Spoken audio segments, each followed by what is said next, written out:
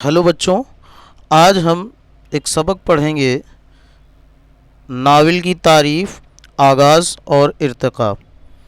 तो नावल होता क्या है, नावल में किन किन चीज़ों का होना ज़रूरी है, ये हमारे एग्ज़ाम में पूछा जाता है कि नावल क्या है या नावल को मुख्तसरन समझाइए।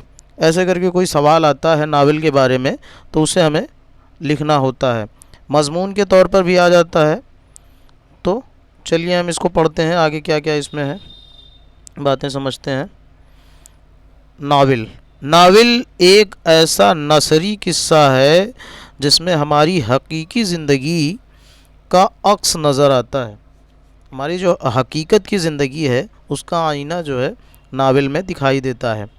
ये एक ऐसा आईना है जिसमें हमारी उमंगें और आरज़ुएं झलकती हैं।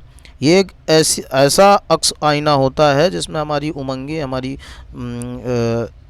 ज़हनी तवाज़ुन की बातें इसमें की जाती हैं, जिसमें ये बताया जाता है कि हमारे सामने क्या मुश्किलें आती हैं और हम उन पर किस तरह काबू पाते हैं। गोया नावल ज़िंदगी की तस्वीर कशी का फ़न है। तो इस तरह से हम ये कह सकते हैं कि नावल जो है एक किसी की ज़िंदगी की तस्वीर कशी का फ़न है। चलिए आगे क्या लिखा है देखते हैं। अब देखते चलें कि लफ्ज़ नावल की क्या मायनी है। लफ्ज़ नावल की क्या मायनी है। नावल इतावली ज़ुबान के लफ्ज़ नावेला से निकला है जिसके मानी है नया। नावल जो है इतावली ज़बान के नावेला लफ्ज़ से निकला है और जिसके मानी होते हैं नया। ये नाम इसलिए रखा गया कि नावल एक नई चीज़ थी। ये नाम नावल का इसलिए पड़ा कि नावल एक नई चीज़ थी। उर्दू में नावल अंग्रेज़ी अदब के रास्ते से आया। उर्दू में जो नावल आया तो वो अंग्रेज़ी अदब के ज़रिए आया है।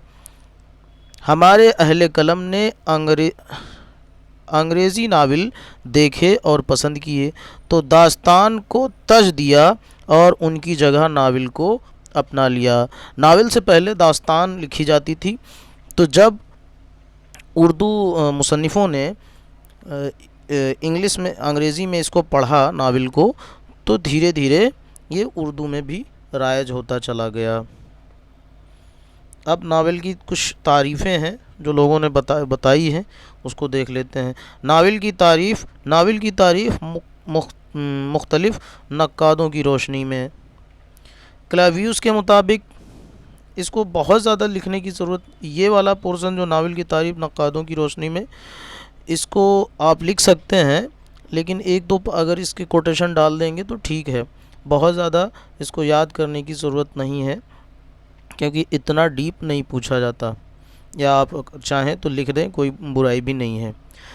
क्लाइव्स के मुताबिक नावल उस ज़माने की हकीकी ज़िंदगी और तौर तरीक़ों की तस्वीर होती है जिसमें कि वो लिखा गया हो। नावल जिस ज़माने में लिखा गया है उस ज़माने की अक्कासी करता है, हकीकी ज़िंदगी की अक्कासी करता है, और उस ज़माने में कौन से तौर तरीक़े इस्तेमाल किए जाते हैं उन सब की अक्कासी करता है। ये कहना है क्लाउस। दूसरा जो थिंकर है उसने लिखा है जे प्रिस्टले के मुताबिक नावल बयानिया नस्र है। नावल बयानिया नस्र है जिसमें ख़याल, किरदारों और वाक़यात से सरोकार होता है, जिसमें ख़ुद का ख़याल होता है, किरदार होते हैं और इन वाक़यात जो चीज़ें होती हैं उन्हीं चीज़ों से उसको सरोकार होता है। ये कहना है जे पिस्टले का। ये इंद्र राव मराय का ख्याल है। इंद्र राय मुराय, ये इसका पता नहीं, मुराय पढ़ा जाएगा, मराय पढ़ा जाएगा।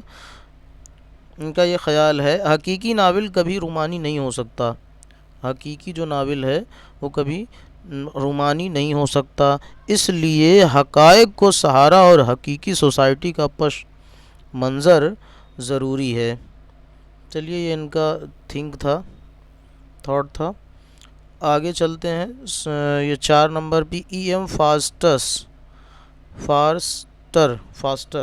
ای ایم فاسٹر کا کہنا ہے ناول ایک خاص طوالت کا نثری قصہ ہے. یہ ان کا تھاٹ ہے. ای ایم فاسٹر کا ناول ایک خاص طوالت کا مطلب لمبا، بڑا. یہ کہنا چاہ رہے ہیں کہ بہت بڑا جو قصہ ہوتا ہے اس کو ناول کہتے ہیں. یہ کہنا چاہ رہے ہیں. اگلا 5واں ہے ناول کے متعلق ایک اہم ناقد رائے فاوکس ایک اہم نقطہ کی وضاحت اس طرح کرتے ہیں. وہ لکھتے ہیں، اب یہ انہوں نے انگریزی میں لکھا ہے، the novel deal with the individual it is epic of struggle of the individual against society. یہ انہوں نے لکھا ہے against nature and it could only be the developed in a society where the balance between man and society has been lost, where man is at war with his followers with nature. تو یہ ان کا کہنا ہے فاوکس کا، ناقد رائے فاوکس کا. یہ انگریزی میں ہے، اس کو آپ سمجھیے کہ یہ کہنا ہے کہ انڈیویژول آدمی، ایک اکیلا آدمی، اور جو سوسائٹی میں چیزیں ہوتی ہیں ان کے درمیان جو باتیں ہوتی ہیں وہ ایک ناول ہوتا ہے، ناول میں لکھا جاتا ہے. یہ کہنا چاہ رہے ہیں، اور کئی چیزوں انہوں نے جوڑ رکھا ہے. مین باتیں یہی لکھی ہوئی ہیں. اگلا سوال، اگلا جو انہوں نے تھنکر وہ اس میں اجزاء ہے وہ یہ ہے ناول کے اجزاء ترکیبی. اب ناول میں کن کن چیزوں کا ہونا ضروری ہے یہ باتیں لکھی گئی ہیں. ناول کے اجزاء ترکیبی 7 یہاں پہ بیان کیے گئے ہیں. پہلا ہے قصہ پن ہونا ضروری ہے، پلاٹ ہونا ضروری ہے، واقعہ ہونا ضروری ہے، کردار ہوگا، پس منظر ہوگا، زبان و بیان ہوگا، نقطۂ نظر ہوگا. اب چلیے ایک ایک کر کے دیکھ لیتے ہیں. تو یہ پہلا جو اجزاء ہے وہ ہے قصہ پن. ناول، اس کو ہم سمجھ دیتے ہیں کہ قصہ پن ہوتا کیا ہے.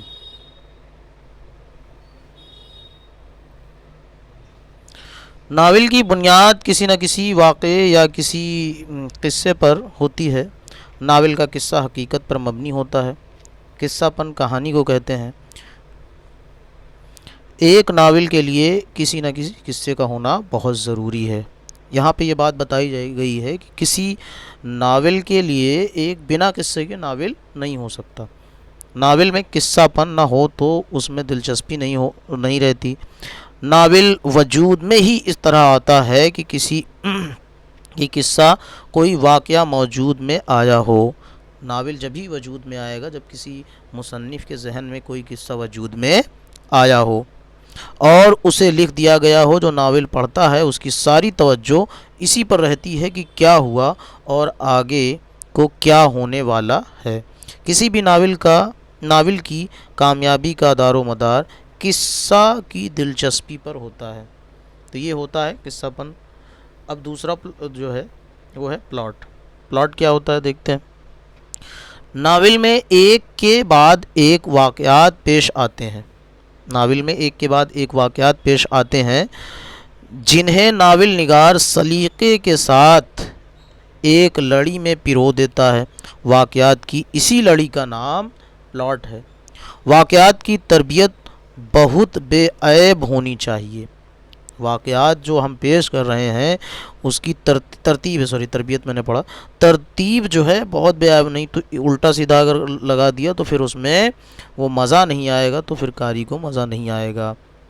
یعنی ایک کے بعد جب دوسرا واقعہ پیش آئے تو عقل تسلیم کرے کہ بے شک ایسا ہی ہونا چاہیے تھا، عقل کے باہر بھی نہ ہو. اور جب بھی پلاٹ لکھا جائے، پلاٹ ایک کے بعد دوسرا قصہ یا ایک کے بعد دوسرے واردات ہو تو ایسی چیزیں آئیں جو عقل تسلیم کرے اور ایسا بھی نہ ہو کہ ایک دم آسان سا ہوتا چلے جائے. تو اس کو پلاٹ بولتے ہیں. اگلا ہے واقعہ. واقعہ کیا ہوتا ہے چلیے دیکھتے ہیں۔ ناول کے واقعات حقیقت پر مبنی ہوتے ہیں، جو گھٹنائیں ہوتی ہیں اس کو واقعہ کہیں گے۔ ناول کے واقعات حقیقت پر مبنی ہوتے ہیں، مبنی مطلب بنے ہوتے ہیں۔ ناول کے واقعات ہمارے سماج کی ترجمانی کرتے ہیں، ہمارے معاشرے کی ترجمانی کرتے ہیں، اور اس کے واقعات ایک دوسرے کے ساتھ مربوط ہوتے ہیں اور ایک دوسرے کے ساتھ جڑے ہوئے ہوتے ہیں۔ اگلا ہے کردار۔ اس میں کیا ہوتا ہے چلیے دیکھتے ہیں کردار کیا ہے۔ ناول کا جو چوتھا اجزا ہے وہ ہے کردار۔ ناول میں مسلسل عمل ہوتا رہتا ہے۔ ناول میں ایسا نہیں کہ صرف جو ہے منظر کشی کی جاتی، کوئی نہ کوئی عمل بھی ہوتا رہتا ہے، یعنی واقعات پیش آتے رہتے ہیں۔ یہ واقعات افراد کے ذریعے ہی پیش ہوتے ہیں، جو بھی واقعات پیش ہوں گے وہ کسی نہ کسی کردار کے ذریعے ہی، افراد کے ذریعے ہی پیش کیے جائیں گے۔ افراد قصہ کو کردار کہتے ہیں۔ یہ جو افراد میں قصہ ہوتا، جو قصے کا افراد ہوتا ہے اس کو کردار کہتے ہیں۔ کرداروں کی پیشکش کردار نگاری کہلاتی ہے۔ جو کردار جو کام کرتا ہے اس کو کردار نگاری کہتے ہیں۔ ناول پڑھتے ہوئے یہ محسوس ہونا چاہیے کہ کردار اصلی زندگی سے لیے گئے ہیں، ان میں حقیقت کا رنگ جتنا زیادہ ہوگا اتنا ہی ناول کامیاب ہوگا۔ صحیح بات ہے، اگر آپ کوئی ناول پڑھیں اور اس میں اصل زندگی کی ترجمانی نہ ہو تو پھر اس میں مزہ نہیں آئے گا۔ کا رنگ جتنا زیادہ ہوگا اتنا ٹھیک ہے، یہاں سے پڑھتے ہیں۔ کردار دو طرح کے ہوتے ہیں، ایک پیچیدہ ہوتا ہے اور دوسرا سرے سپاٹ ایک دم فلیٹ ہوتا ہے، ایک راؤنڈڈ ہوتا ہے۔ تو جو کردار جیتے جاگتے ہوتے ہیں اور زندگی کے مختلف پہلو پیش کرتے ہیں وہ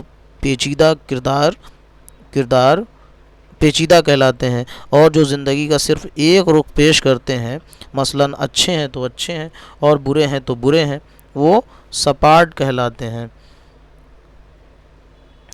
کیونکہ اصل زندگی میں انسان حالات کے مطابق تبدیل ہوتا ہے۔ یہ تو کرداروں کے بارے میں ہو گیا۔ آگے چلتے ہیں، یہ ہے پس منظر یا منظر کشی۔ کامیاب منظر کشی ناول کو دلکش اور پرتاثیر بنا دیتی ہے۔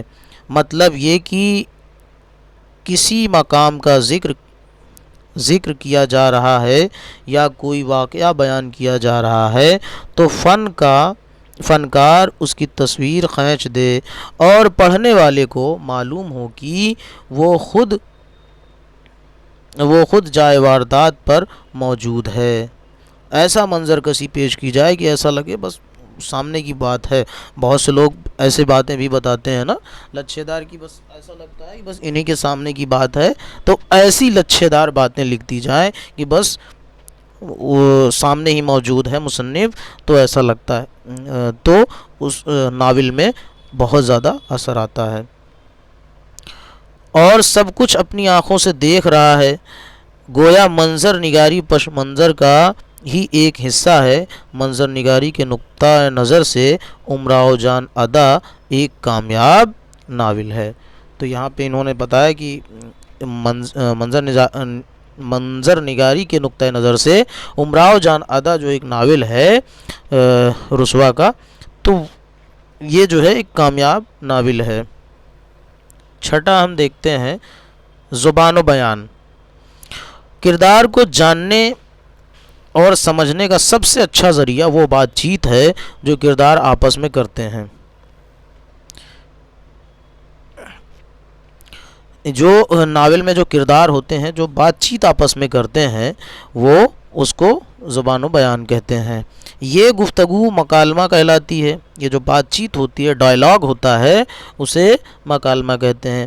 جس کردار کو جس موقع پر جو بات کہنی چاہیے، فنکار کے لیے ضروری ہے کہ اس کے منہ سے وہی بات ادا کروائے۔ مطلب مصنف جو ہے جس کردار سے جو بات ادا ہونی چاہیے وہی بات کہلائے۔ ادا کروائے، مطلب یہ کہ مکالمے فطری، مناسب، موضوع اور مختصر ہوں، فطری ہوں، مناسب ہوں اور مختصر ہوں۔ ناول کے مکالمے ہی ہیں جو کردار کے ذہن سے پردہ ہٹاتے ہیں، یہ ڈائلاگ ہی ہوتے ہیں جو کرداروں کے ذہن سے پردہ ہٹاتے ہیں۔ نذیر احمد، سرشار، رسوا اور پریم چند مکالمہ نگاری میں مہارت رکھتے ہیں۔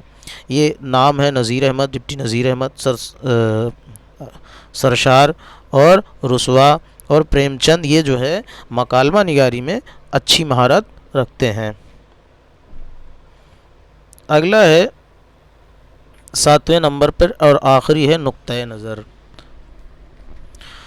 ہر فنکار اپنا ایک نقطۂ نظر رکھتا ہے۔ فنکار جب مصنف کوئی ناول لکھتا ہے تو اس کا کچھ نہ کچھ نقطۂ نظر ہوتا ہے، وہ کچھ میسج دینا چاہتا ہے، اس لیے لکھتا ہے، اور اس کی ہر تخلیق میں کار فرما رہتا ہے، اور جو بھی لکھتا ہے اس میں کچھ نہ کچھ یہ کار فرما رہتا ہے۔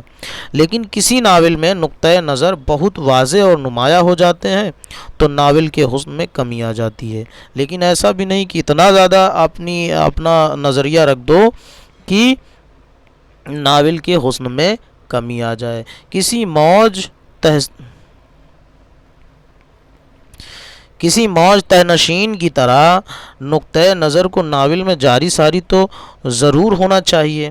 کسی موج کی طرح، جیسے ایک موج جاتی ہے تو دھیرے دھیرے اس کی طرح تو ہونا چاہیے، نقطۂ نظر ہونا چاہیے، مگر ایسا ہونا چاہیے کہ فن پر حاوی ہو جائے اور ناول کے حسن کو مجروح کر دے، لیکن ایسا بھی نہیں ہونا چاہیے کہ وہ ناول لکھنے اور پڑھنے کے فن پہ جو ہے حاوی ہو جائے، تو پھر ناول کا حسن جو ہے مجروح ہو جاتا ہے، مر جاتا ہے۔